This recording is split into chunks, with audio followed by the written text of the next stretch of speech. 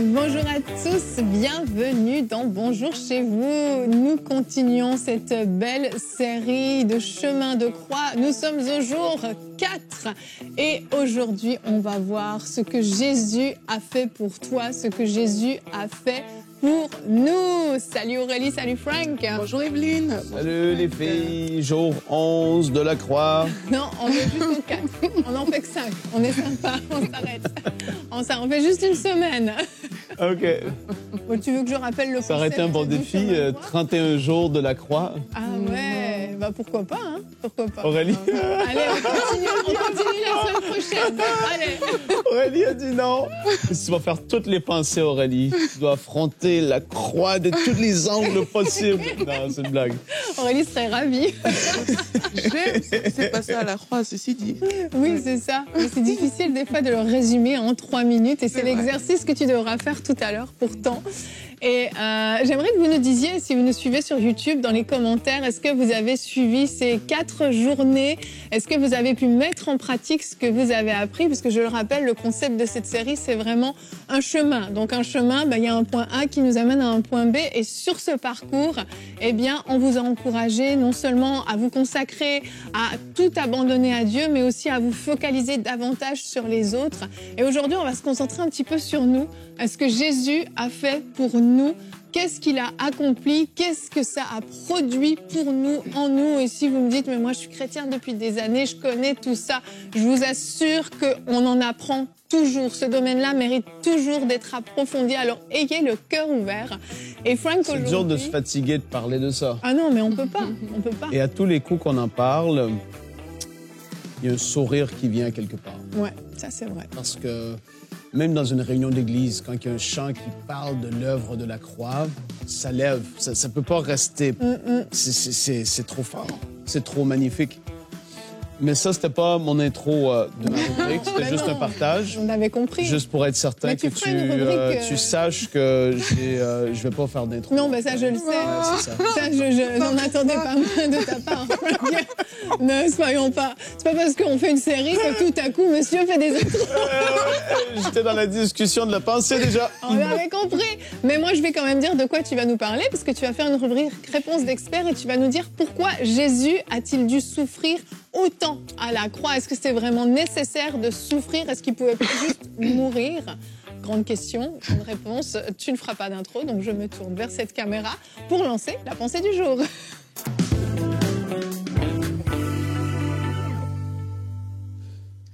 Aujourd'hui, j'aimerais te rappeler que Dieu t'aime tellement. Il t'aime tellement qu'il a envoyé son Fils Jésus-Christ pour te sauver. Et tu vas peut-être te dire, ben oui, je sais déjà tout ça, etc. Mais c'est tellement important de réaliser ce que Jésus-Christ a fait à la croix pour nous. La Bible nous dit dans Colossiens 2 que l'acte dont les ordonnances nous condamnaient, il l'a pris sur lui. Ça veut dire quoi? Ça veut dire que toi, alors que tu étais encore un pécheur, alors que peut-être même aujourd'hui, tu commets encore certaines choses, Jésus a choisi de porter lui-même à la croix tout ce qui devait te condamner. La Bible nous dit que le salaire du péché, c'est la mort. Ça veut dire que dès l'instant où tu as commis un tout petit péché, même si tu te dis que tu es quelqu'un de très bien, dès l'instant où tu as commis ce petit péché-là, en fait, tu mérites la mort. Mais Dieu nous aimait tellement qu'il n'a pas laissé que cette mort soit notre partage. Et ce qu'il a fait, c'est qu'il a choisi d'envoyer son Fils Jésus-Christ sur cette terre pour que toi et moi, nous soyons sauvés.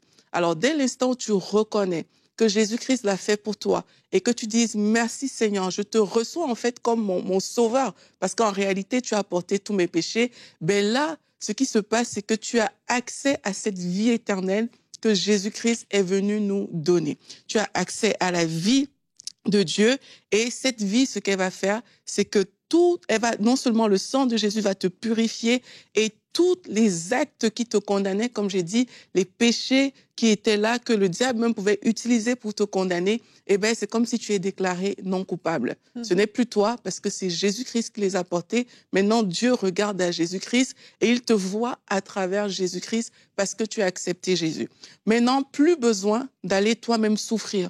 Plus besoin d'aller toi-même te faire des marques, de faire des choses difficiles, compliquées, parce que tu veux suivre ce chemin de Jésus-Christ. Jésus-Christ, il a déjà payé le prix pour nous. Il a déjà porté nos douleurs et nos souffrances à la croix. Maintenant, on n'a qu'à l'accepter et marcher en étant fiers de ce que notre Seigneur a fait sur cette croix. Merci Aurélie. Wow, t'as terminé dans les temps, je suis impressionnée. Parce que d'habitude, tu parles trop longtemps. Non, pas du tout. En fait, j'ai rien dit de ce que j'ai écrit dans mes notes. Rien du tout. C'est pour ça. Parce qu'avant l'émission, il m'a dit ce qu'elle allait dire. Et j'attendais du coup la suite. Non. Mais ça va venir. Tu t'es laissé conduire par le Saint-Esprit, c'est merveilleux. En t'écoutant, j'étais en train de repenser. Alors, je l'ai déjà raconté sur ce plateau, mais peut-être que vous l'avez jamais entendu, mais je repensais à ce jour où Jésus m'a parlé dans mon sommeil et m'a dit « Tu n'as pas réellement accepté ce que j'ai fait pour toi. Je n'étais pas encore née de nouveau à ce moment-là. J'allais à l'église, j'avais entendu ce que tu as dit, j'avais entendu avec mes oreilles naturelles, on peut dire. J'avais entendu parler de la croix, j'avais compris tout ça, mais je n'avais pas eu cette révélation. » Je fais une petite parenthèse dans cette émission pour vous encourager à recevoir cette révélation. Connaître toutes ces choses de manière intellectuelle, ce qu'Aurélie a partagé de manière intellectuelle, ce n'est pas ça qui sauve en fait. Il faut la révélation. Et ça, c'est le Saint-Esprit qui produit cette révélation. Un jour, les yeux s'ouvrent. Un jour, mes yeux se sont ouverts de manière complètement surnaturelle et j'ai pleuré. J'ai tellement pleuré. Pourquoi ? Parce que j'ai compris que Jésus-Christ a donné sa vie pour moi. Il s'est sacrifié de façon entièrement volontaire. Il a choisi de venir sur cette terre, lui qui était dans la gloire du Père, il a choisi de venir sur cette terre pour me sauver, moi. Alors oui, il l'a fait pour l'humanité tout entière, mais quand on comprend qu'il l'a fait pour nous-mêmes, personnellement, qu'il a choisi de le faire pour nous, croyez-moi, ça fait toute la différence. Et j'aimerais qu'on regarde notre verset du jour, qui est dans 1 Jean 4 au verset 9, qui dit « Voici comment Dieu a démontré qu'il nous aime. Il a envoyé son Fils unique dans le monde pour que, par lui, nous ayons la vie. » Et j'aimerais lire un autre verset, qui est dans Jean 10 au verset 17. Et c'est Jésus qui parle. Il dit « Le Père m'aime parce que je donne ma vie pour la reprendre ensuite. » Jésus savait qu'il allait ressusciter. « Personne ne me l'enlève parce que je la donne de moi-même. J'ai le pouvoir de la donner et j'ai le pouvoir de la reprendre. Tel est l'ordre que j'ai reçu de mon Père. » Pourquoi ces deux versets, j'ai choisi de les partager ensemble ? C'est de réaliser que Jésus a donné sa vie de manière complètement volontaire. Il a choisi. Des fois, on peut regarder les films de Jésus, on peut même lire le récit biblique, puis on peut se dire, Jésus s'est fait arrêter, Jésus a été traîné, Jésus a été forcé d'être cloué à la croix, comme si c'était une défaite en fait, comme si c'est le diable qui avait gagné quand Jésus était mis à la croix. Mais Jésus, de manière volontaire, a donné sa vie, sachant que c'est lui-même qui la donne, sachant qu'il peut la reprendre aussi comme il veut. Il a ce pouvoir-là. Jésus a choisi le moment où il allait être arrêté de par la volonté de Dieu, bien sûr, puisque Jésus était soumis à la volonté de Dieu. Mais tout ça a été choisi. C'était le timing voulu de Dieu, c'était la façon de faire voulu de Dieu. Tout ça était un plan que Dieu avait mis sur pied pour sauver l'humanité. Et c'était un timing. Et ça, c'est trop intéressant parce que quand tu regardes les évangiles, il y a même eu à ce moment où est-ce que les pharisiens, les gens religieux, tout ça, ils ont voulu lancer Jésus d'une falaise. Oui. Il y a eu ce moment où est-ce que, en effet, l'arrestation de Jésus, Jésus dit « Je suis aux gardes et à tous ceux qui sont là » et ils s'écroulent tous par terre. C'est tellement fort, ce moment-là. Je suis... les plus gros soldats romains, toute la garde qui était là, tout le monde. Jésus est le seul qui est là. Et là, ils se relèvent, sont dans les choux-fleurs. Et là, et Jésus, il aurait pu partir comme ça, comme de rien n'était, mais il est resté parce qu'il savait que c'était le temps à pointer. Et il dit même qu'il aurait pu demander à une armée céleste de venir le protéger 100%. s'il avait fallu. C'était au temps qu'il devait. C'est à ce moment-là, dans le timing de Dieu, Jésus savait que c'était à ce moment-là. Et on le voit dans les évangiles, toutes les préparations qu'il y a pu y avoir, autant avec le dernier repas, on va en parler dans l'émission de demain, le jour numéro 5 de la croix.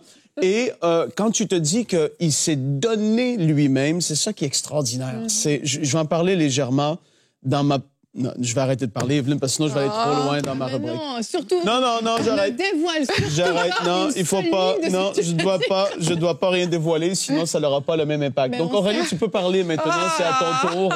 Je te laisse parler maintenant. Moi, j'aimerais que tu nous parles, si tu veux bien, de quelque chose d'intéressant. C'est le plan de rédemption. C'est ça que Dieu a mis sur pied, parce que par le passé, on faisait des sacrifices d'animaux, mais ça ne suffisait pas. Non, ça ne suffisait pas. Et il y a quelque chose, moi, qui m'avait beaucoup interpellée, comme l'a enseigné dans ma jeune vie chrétienne.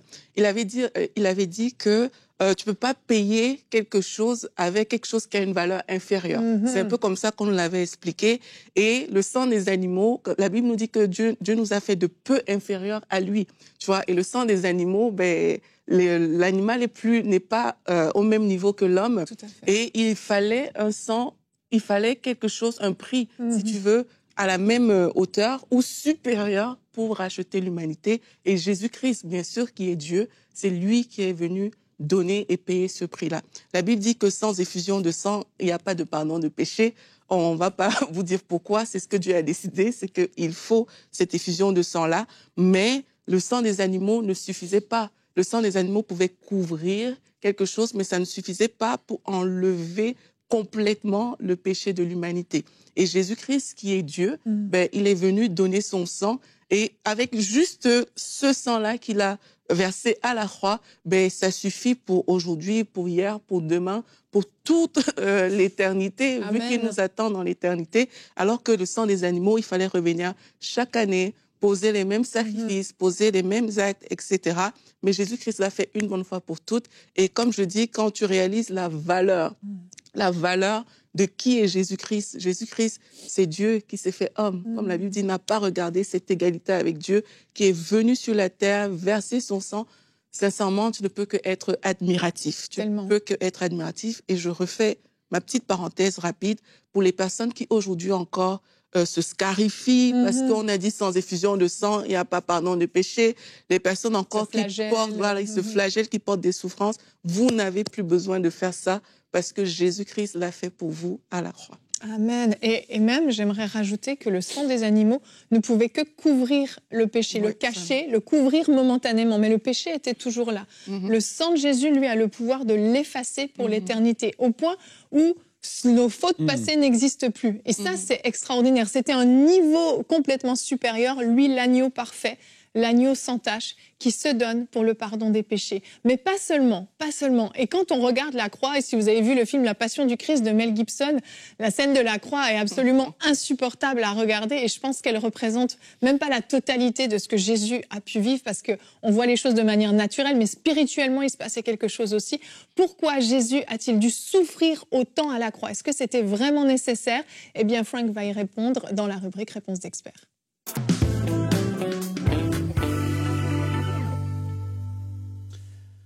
Maintenant est venu le temps de dévoiler mes points, Evelyne. Alléluia!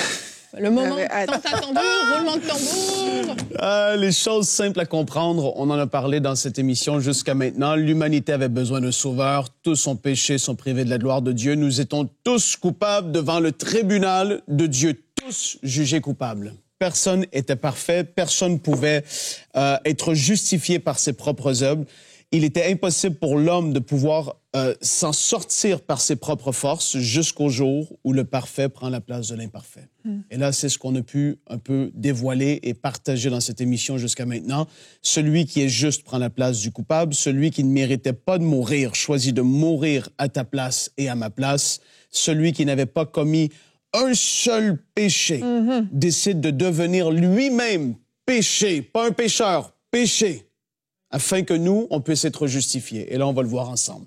L'amour de Dieu révélé à travers de l'œuvre de la croix, mais c'était pas quelque chose qui est arrivé par hasard, c'était pas quelque chose qui, finalement, ça semble fonctionner sur la trajectoire de Jésus, les choses semblent s'aligner, tout était calculé. Tout était calculé. Et là, tu vas me dire, oui, je sais, c'est sûr que Jésus, quand il est venu, il savait pourquoi il venait, mais depuis quand? 1 Pierre, chapitre 1, les versets 18 à 20. Sachant que ce n'est pas par des choses périssables, par de l'argent ou de l'or que vous avez été rachetés de la vaine manière de vivre que vous aviez hérité de vos pères. Mais c'est par le sang précieux de Christ, comme d'un agneau sans défaut et sans tache, prédestiné avant la fondation du monde et manifesté à la fin des temps à cause de vous. Prédestiné avant la fondation du monde, avant même que le monde ne soit, Dieu savait ce qu'il faisait. Dieu avait déjà prévu son plan de rédemption pour l'humanité. Ça dépasse notre petite intelligence. C'est trop grand. Acte 2, versets 23-24, là tu vois les apôtres du premier siècle, il dit, et là il parle aux gens, au peuple d'Israël, il dit « Cet homme livré selon le dessein arrêté et selon la prescience de Dieu, vous l'avez crucifié. Vous l'avez fait mourir par la main des impies. Dieu l'a ressuscité. Alléluia. Parce que la mort sans la résurrection, c'est pas le même impact. Tout le monde peut mourir. Mais un qui ressuscite juste surnaturellement, parce que la mort ne peut pas le retenir, c'est quelque chose de surnaturel que le monde n'avait jamais vu jusqu'à aujourd'hui. Ça, c'est la puissance de l'œuvre de la croix et de Jésus. En le délivrant des liens de la mort, parce qu'il n'était pas possible qu'il fût retenu par elle. La mort ne pouvait pas retenir Jésus. Alléluia. Parce qu'il était parfait.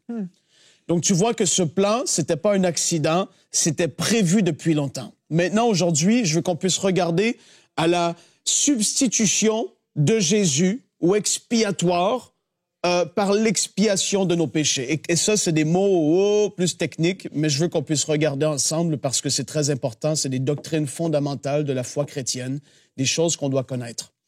Et donc, on entend parler de cette œuvre de la croix. Beaucoup sur cette terre en ont entendu parler, croient en Dieu intellectuellement, mais n'ont pas vécu véritablement le pardon de leurs péchés. Et ça, c'est autre chose.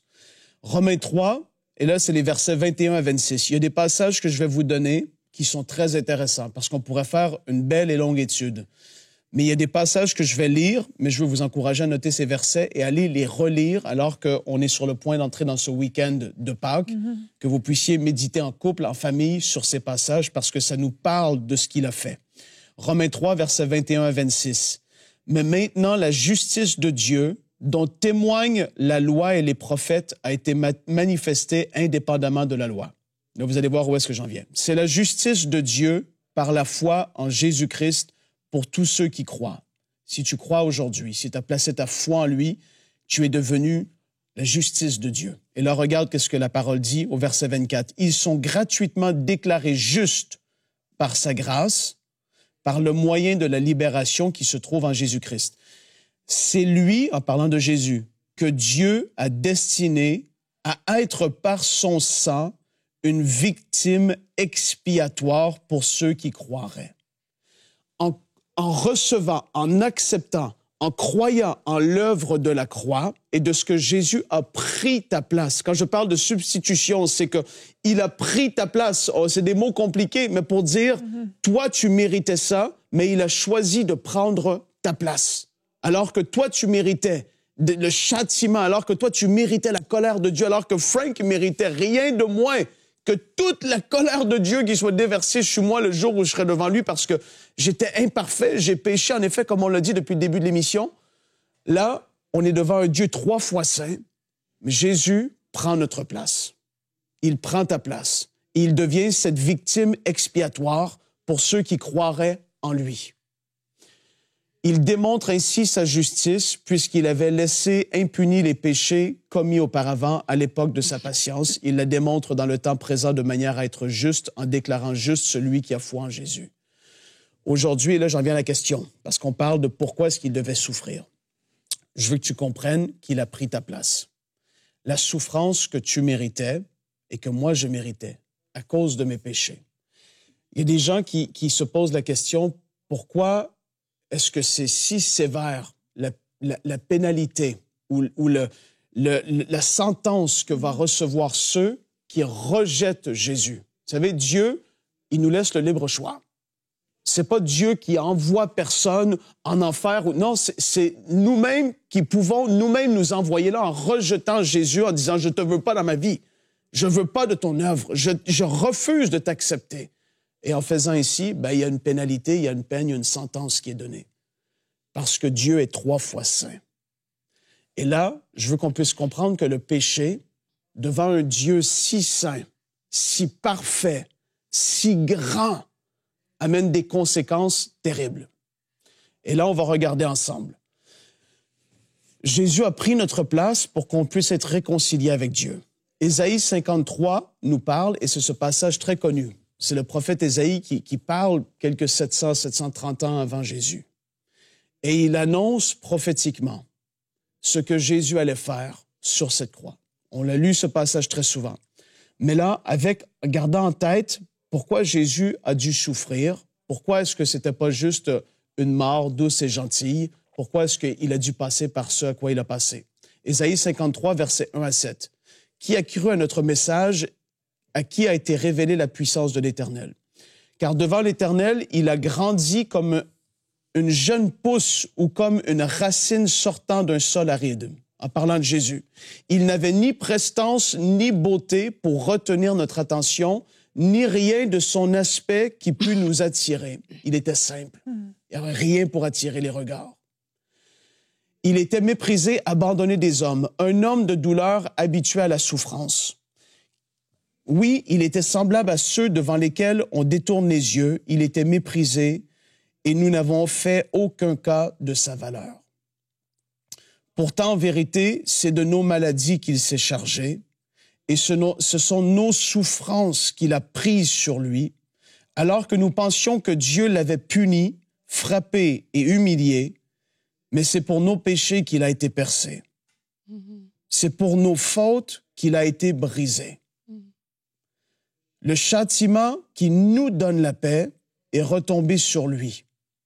Et c'est par ses blessures que nous sommes guéris. Nous étions tous errants, pareils à des brebis. Chacun de nous allait par son propre chemin. L'Éternel a fait retomber sur lui les fautes de nous tous. On l'a frappé et il s'est humilié. Il n'a pas dit un mot. Ô précieux Jésus, nous t'adorons. Semblable à un agneau mené à l'abattoir, tout comme la brebis muette devant ceux qui la tondent, il n'a pas dit un mot. 1 Pierre, chapitre 2, versets 22 à 25. Lui qui n'a pas commis de péché, et dans la bouche duquel on n'a pas trouvé de tromperie. Lui qui a insulté ne rendait pas l'insulte. Maltraité ne faisait pas de menaces, mais s'en remettait à celui qui juge justement. Lui qui a lui-même porté nos péchés dans son corps à la croix, afin que, libérés du péché, nous vivions pour la justice. C'est par ces blessures que nous avons été guéris.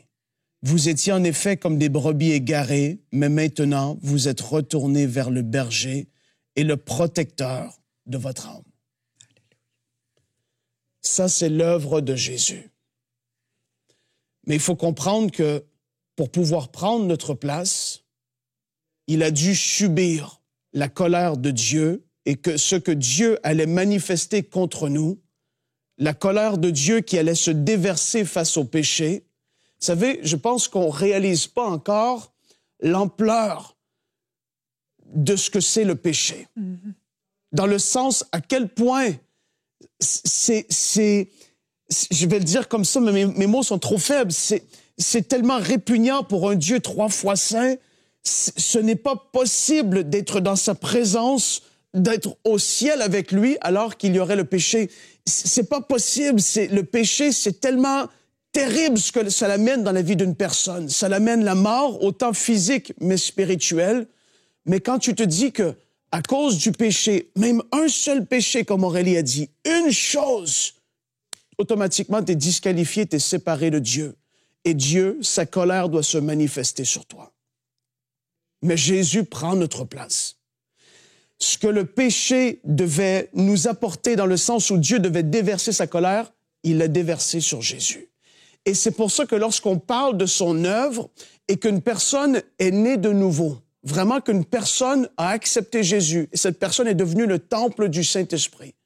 Quand on chante de l'œuvre de la croix, quand on chante des chants qui parlent de l'œuvre de Jésus, que la pierre est roulée, le voile s'est déchiré, que par ses meurtrissures, wow, nous sommes guéris. Quand on parle, on chante, on médite, on discute de cette œuvre qui est tellement glorieuse, ça ne peut faire que d'amener dans la vie de certaines personnes des larmes de joie, des rires, une reconnaissance, une adoration, tu te prosternes devant lui à terre, à genoux, tu t'allonges devant lui, et d'autres te voient et ils ne comprennent pas pourquoi tu fais ça, mais c'est parce que tu sais qu'il a pris ta place. Alors que le péché méritait la condamnation, la colère de Dieu qui devait être déversée, Jésus le portait à notre place. Pour que nous, on puisse être justes, il devait lui porter et prendre tout ce que le péché devait amener sur notre vie. Et donc, c'était pas possible. Le péché mérite la colère de Dieu. Et c'était soit lui, soit nous. Et aujourd'hui, tu veux être du bon côté. Tu veux être du côté que Jésus, j'ai mis ma foi en toi. Et tu as porté sur ton corps. Et même que la Bible dit qu'il a été fait malédiction pour nous. Écoutez, si on aurait le temps de pouvoir étudier la profondeur et l'ampleur de l'œuvre de la croix, dans tous les facettes, et je crois qu'on les comprend même pas tous, mais quand tu te dis que dans Galates 3:13, la parole dit qu'il a été fait malédiction pour nous. Vous savez, par les propres œuvres des hommes, c'était pas possible d'être parfait et d'être juste devant Dieu. C'était pas possible.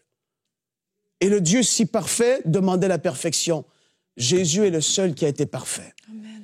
Et alors que nous, on méritait sa colère, à cause du péché, et le péché, c'est ce que ça amène, Jésus a pris cette place pour nous. Et aujourd'hui, quand tu te dis que par ces meurtrissures, pour recevoir la guérison, il devait y avoir les meurtrissures de Jésus, ben, ça pouvait pas se faire sans que, en effet, ce soit un peu dur comme on a pu le voir. Mais vous savez, les meurtrissures et la souffrance physique, c'était rien comparativement à ce qu'il a porté dans l'esprit. La parole dit qu'il a été fait péché pour nous. Le péché du monde entier a été mis sur lui. C'était pas une chose qui pouvait se faire dans le calme, dans la paix, en voulant dire que non, c'est sûr qu'il allait avoir quelque chose qui allait se passer. Même que la Bible a dit que le ciel s'est obscurci. Le Père a détourné les regards. Jésus a senti que « Père, pourquoi tu m'as abandonné? » C'est l'œuvre de la croix. Il devait passer par là pour prendre notre place. C'est pas quelque chose de simple à expliquer parce qu'il y a tellement de facettes par rapport à cette œuvre qui est glorieuse. Mais aujourd'hui, je veux que tu comprennes qu'il a dû souffrir parce que le péché mérite la mort, amène la colère de Dieu. Et pour que nous, aujourd'hui, on puisse être devant Dieu, justifiés, sans recevoir cette colère, quelqu'un a dû la subir. Et ça, cette personne, c'est Jésus-Christ. Et c'est pour ça qu'on va chanter « Gloire à l'agneau, le roi des rois pour l'éternité ». Et on ne va jamais se fatiguer de l'adorer, de chanter sa gloire. Parce que lorsque tu vas le voir, tu vas comprendre l'ampleur de ce que tu as reçu dans le salut en Jésus-Christ. Et là, les choses vont... Tu vas arrêter d'être dans les réseaux. Tu vas juste voir sa gloire, sa splendeur, sa grandeur, ses mains percées. Tu vas comprendre. Je prie et je veux prier maintenant que tu puisses aujourd'hui recevoir cette révélation. Que tu n'as pas aujourd'hui à souffrir la colère de Dieu. Comme Aurélie l'a dit, les gens qui se flagellent, qui se font du mal, qui pensent que non, Jésus l'a fait à ta place, il l'a porté à ta place. Je prie que cette révélation soit ton partage alors qu'on avance dans cette semaine du chemin de la croix, comprendre ce que Jésus a fait pour nous. Oh Seigneur, je prie que la révélation puisse s'approfondir dans chacun de nos cœurs. Amen. Qu'on puisse comprendre la grandeur de ce que tu as accompli. C'est tellement glorieux, Seigneur, nous t'adorons. Amen. Merci beaucoup, Frank. Et Jésus, à la croix, après avoir tout supporté, a dit « Tout est accompli ». Il a tout accompli pour toi, pour moi, pour chacun d'entre nous, simplement par amour. Et j'aimerais te donner l'opportunité aujourd'hui, si pour la première fois, tes yeux sont ouverts, pour la première fois, tu as compris l'œuvre de la croix, que tu puisses simplement, avec tes mots, lui dire « Seigneur Jésus, j'ai compris ce que tu as fait. J'ai compris que tu es le seul chemin pour venir à Dieu. Je veux être réconcilié avec Dieu.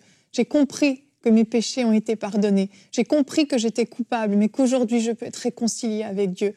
Je fais de toi mon Seigneur, mon Sauveur. Je te donne ma vie et je choisis maintenant de te suivre et de t'obéir tous les jours de ma vie. Et je vous assure, votre vie va changer, va être transformée. C'est la meilleure décision que vous pouvez prendre. Donnez-lui toute votre vie. Et demain, on va se retrouver, ce sera la dernière journée, vendredi saint. Et on va prendre la Sainte Seine ensemble. Donc, je vous invite déjà à préparer, si vous n'avez pas ce qu'il faut à la maison, que vous ayez du pain, que vous ayez du fruit de la vigne à la maison, que ce soit du vin, du jus de raisin, selon votre habitude. On prendra la Sainte Seine ensemble. On va prendre le temps de partager sur ce qu'était le corps de Jésus, ce qu'était son sang, quel impact ça a eu pour nous, et puis aussi une mise en garde par rapport à la Sainte Seine. On va comprendre pourquoi Jésus a dit de faire ça en mémoire de lui. Alors à demain, bonjour chez vous.